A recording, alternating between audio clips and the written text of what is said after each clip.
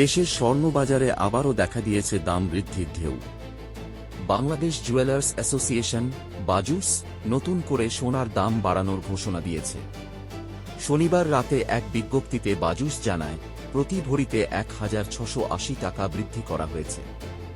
ফলে ২২ ক্যারেট স্বর্ণের নতুন দাম নির্ধারণ করা হয়েছে ২,০১,৭৭৬ টাকা। রোববার ২ নভেম্বর থেকে এই দাম কার্যকর হবে। সংগঠনটি জানায়, স্থানীয় বাজারে তেজাবি সোনার পিওর গোল্ড দাম বাড়ায় সার্বিক পরিস্থিতি বিবেচনা করে এই নতুন মূল্য নির্ধারণ করা হয়েছে।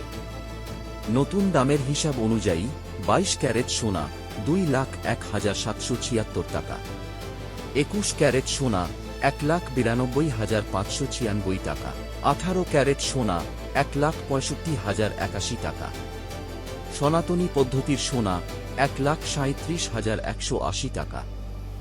বাজুস জানায়, বিক্রয় মূল্যের সঙ্গে সরকার নির্ধারিত ৫% ভ্যাট এবং বাজুস নির্ধারিত ন্যূনতম ৬% মজুরি যোগ করতে হবে।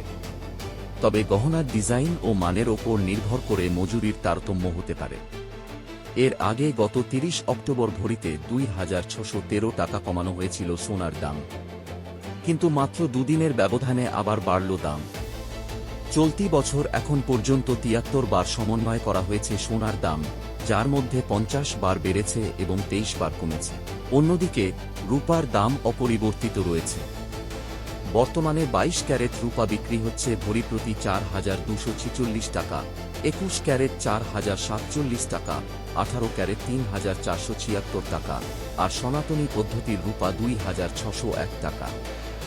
বিশেষজ্ঞরা বলছেন, আন্তর্জাতিক বাজারে দামের ওঠানামা এবং মুদ্রা বাজারের প্রভাবেই ঘন ঘন এমন পরিবর্তন দেখা দিচ্ছে দেশের স্বর্ণবাজারে।